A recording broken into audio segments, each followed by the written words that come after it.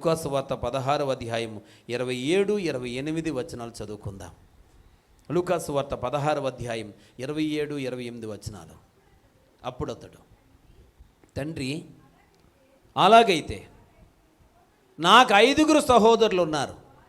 వారును ఈ వ్యాధరకరమైన స్థలములకు రాకుండా వారికి సాక్ష్యం ఇచ్చుటకై నా తండ్రి ఇంటికి వారిని పంపవలనని నిన్ను వేడుకొనుచున్నాను అనెను. దేవునికి స్తోత్రం.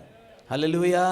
పిల్లరా, ఇక్కడ ధనవంతుడు అనబడేవాడు ఆ భయంకరమైన పాతాళములో పడి ఆ అగ్నిలో మండిపోతావు, కాలిపోతావు ఉన్నప్పుడు అంటున్నాడు, అబ్రహాము రొమ్మును ఆనుకొని ఉన్నటువంటి లాజరును చూసి, పిల్లరా, అతడు అప్పుడు బుద్ధి తెచ్చుకొని అంటున్నాడు కదా, తండ్రివైన అబ్రహామా, భూలోకంలో నాకు 5 సహోదరులు ఉన్నారు. వాళ్ళకి చెప్పి రావడం కోసం, ఇక్కడ ఈ పరిస్థితి ఉందని చెప్పి రావడం కోసం నన్ను పంపొద్దు, ఆ లాజర్ గారిని పంపంటున్నాడు. దేవునికి స్తోత్రం కలుగును కాక. ఆ భూలోకంలో ఉండిపోయిన సహోదరుల కోసం ఎవరిని పంపమన్నాడు?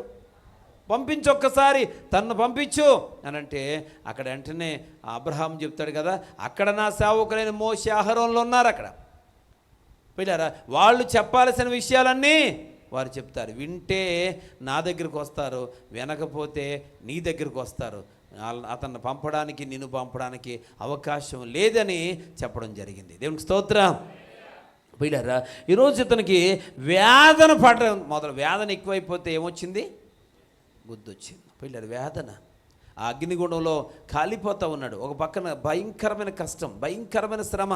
పిల్లరా, ఎటు తిరుగుదామన్నా చూడండి, మంచమే పడుకున్నప్పుడు ఇటు నొప్పి వస్తే ఎలకతలో తిరుగుతాం, ఎలకతలు ఈ నొప్పి వస్తే పక్కకు తిరుగుతామండి. అక్కడ అలాగ కాదు, ఏ పక్క తిరిగితే ఆ పక్క కాలిపోతుంది ఏండి. ఈ తిరగడానికి లేదు, నిలబడడానికి లేదు, పడుకోవడానికి లేదు, కూర్చోవడానికి లేదు, ఇంకా కనీసం ఒక్క నిమిషం కూడా రెస్ట్ లేదు. అలాంటి భయంకరమైన అగ్నిగుణంలో వేదన పడుతున్నప్పుడు అప్పుడు బుద్ధి వచ్చిందండి. బుద్ధి వచ్చి ఏమంటున్నాడు? భూలోకంలో ఎంతమంది ఉన్నారు? 5 సహోదరులు ఉన్నారు. ప్రియ దేవుని బిడ్డలారా, ఒక మాట జ్ఞాపకం చేస్తున్నాను. నీ జీవితంలో నీకు ఈ లోకంలో ఉన్నప్పుడు ఎంతమంది స్నేహితులు ఉన్నారు, ఎంతమంది బంధువులు ఉన్నారు, ఎంతమంది రక్త సంబంధికులు ఉన్నారు.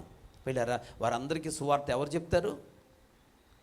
అంటే బుద్ధి వచ్చినప్పుడు అతను అంటున్నాడు కదా, భూలోకంలోనికి వెళ్ళి చెప్పొస్తాను, లేక అతనన్నా చెప్పి పంపించాడు అంటున్నారు.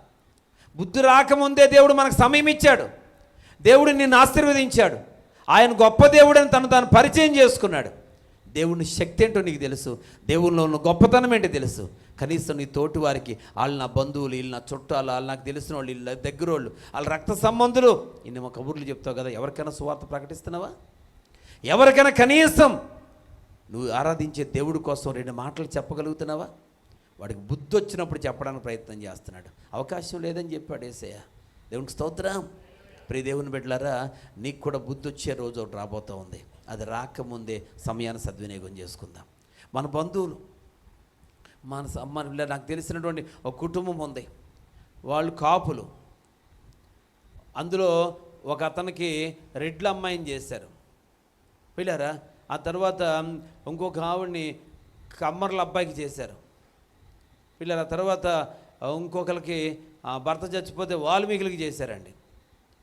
ఈసారి ఈవిడ అంటది, వాళ్ళు మా వాళ్ళే అంటదండి. కాపులను చూసి, రెడ్లను చూసి వీళ్ళు మా వాళ్ళే అంటది, కమ్మర్లను చూసి వాళ్ళు మా వాళ్ళే అంటదండి. అన్ని కులాలని ఇంట్లో చేసేసుకున్నారు వాళ్ళు. ఇప్పుడు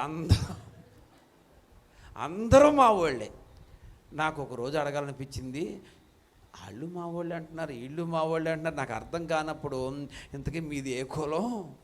అసలు నేను కులానికి అడగను ఎవరిని, కుల ప్రస్తావన నాకు లేదు, ఆ గజ్జి నాకు ఉండదు.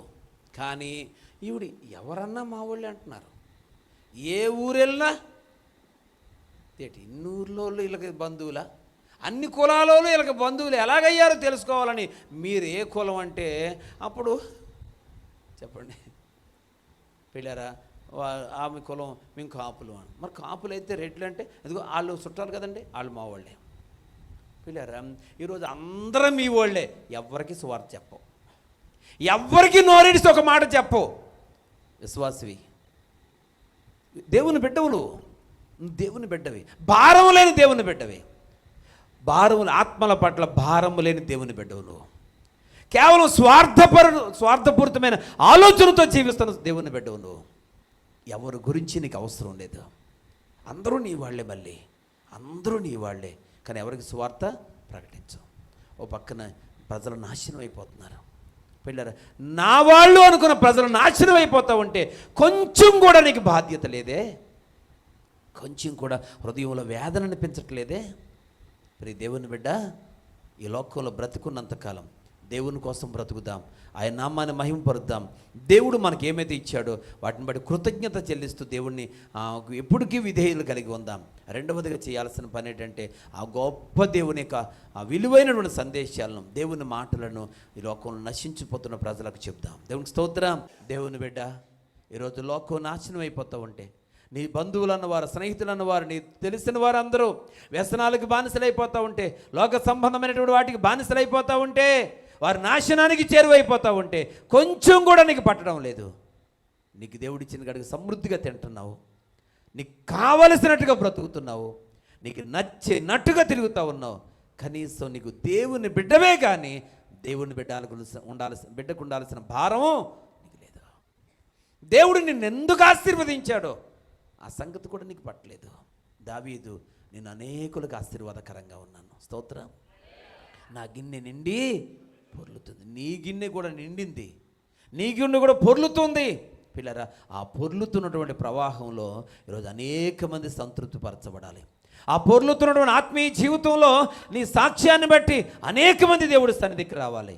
నీ ప్రార్థనను బట్టి పిల్లలు అనేక మందికి మేలు కలగాలి. నువ్వు చెప్పేట స్వర్తమానాన్ని బట్టి కొందరైన రక్షణలోకి రావాలి. స్తోత్రం చెప్దామా? హల్లెలూయా.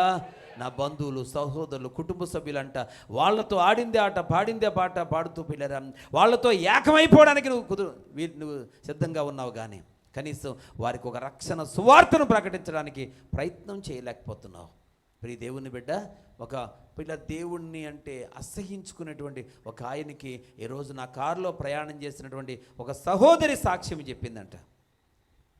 అన్ని విషయాలలో మీరు ఆసక్తిగా ముందుకు వస్తున్నారు కదా, దేవుణ్ణి ఎందుకు నమ్ముకోవటం లేదని అడిగితే ఆయన అన్నాడట, మొన్నటి దాకా కూడా క్రైస్తవ ఒక గ్రామంలో దేవుని మందిరం ఉండకూడదని చెప్పి అడ్డుపెట్టిన వ్యక్తి ఆయన, ఇప్పటికీ అడ్డు పెడుతున్న వ్యక్తి ఆయన.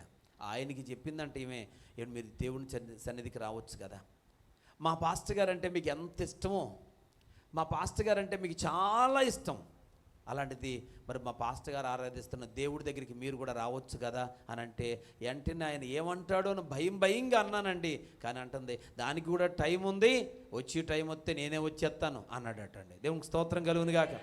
పిల్లరా, పొంగిపోయి చెప్తుందండి ఆ మనిషి, పొంగిపోతుందా తల్లి. ఎందుకు ఈ మాట జ్ఞాపకం చేస్తానంటే, నీ నోటి మాటే బంగారు, నీ నోరు పెగలదు. దేవుని గురించి ఒక మాట చెప్పడానికి నీవు నోరు రాదు. ప్రియ దేవుని బిడ్డ, భారం లేకుండా జీవిస్తున్నావు. ఈ రాత్రి చివరిగా నేను మీకు చెప్పేటువంటి విషయం ఏంటంటే, మనము బిడ్డ దేవునికి సన్నిధానంలో దేవుడితో సాంగత్యం చేస్తున్నప్పుడు మనము పిల్లరా దేవుని గురించి చెప్పాల్సిన అవసరం ఉంది. ఎప్పుడు బుద్ధి వచ్చింది ఇతనికి? యాతన పడుతున్నప్పుడు. ఎప్పుడు వచ్చింది? ఇక మరలా వెళ్ళి చెప్పే అవకాశం లేనప్పుడు బుద్ధి వచ్చింది. ఉపయోగం ఏముంది? బుద్ధి అయితే వచ్చింది, కానీ ఉపయోగం ఏముందండి? ఆ భూలోకంలో ఉన్న వాళ్ళని ఏమైనా తీసుకురాగలడా? వాళ్ళకేమైనా సువార్త చెప్పగలడా? లేక ఈయనేమన్నా ఆ స్థితి నుంచి మారగలడా? బుద్ధి అయితే వచ్చింది, కానీ ఉపయోగం లేనప్పుడు బుద్ధి వచ్చింది. పిల్లరా, మనకు అటువంటి గతి రాకముందే మనం బుద్ధి కలిగిన వారిగా దేవుడిని ఆరాధన చేద్దాం. దేవుడికి స్తోత్రం కలుగును గాక. హల్లెలూయా. దేవుడు మన చేయి పట్టుకున్నప్పుడే, దేవుడు మనల్ని సుఖముగా క్షేమంగా ఉండనిస్తున్నప్పుడే, దేవుడు సమయం ఇచ్చినప్పుడే సద్వినియోగం చేసుకుంటూ ప్రభువును ప్రాధేయపడుతూ, దేవా నీ కృపేనయ్యా, నీ సహాయమే తండ్రి, నీవిచ్చిన స్థితే నాయనా, కృతజ్ఞత కలిగి ఉందాం. మనల్ని మనం తగ్గించుకుందాం, విధేయత కలిగి ఉందాం. పిల్లలు గర్వానికి చోటివద్దు, అహంకారానికి చోటివద్దు. సొంత నేననే అహం మనలో తీసివేసుకుందాం. ఈరోజు దేవుని కృప ద్వారా ఇదంతా సమస్తం నేను పొంది ఉన్నానని కృతజ్ఞత కలిగి లోకానికి సాక్ష్యార్థంగా ఉందాం. దేవునికి మహిమార్థంగా జీవిద్దాం. దేవుడు నిన్ను ఇంకనూ చేయి పట్టుకొని రాబోతున్న దినాల్లో అత్యున్నతమైన స్థితికి నడిపిస్తాడు. అటు కృప మీ ఎల్లరకు దేవుడు అనుగ్రహించును గాక. ఆమేన్.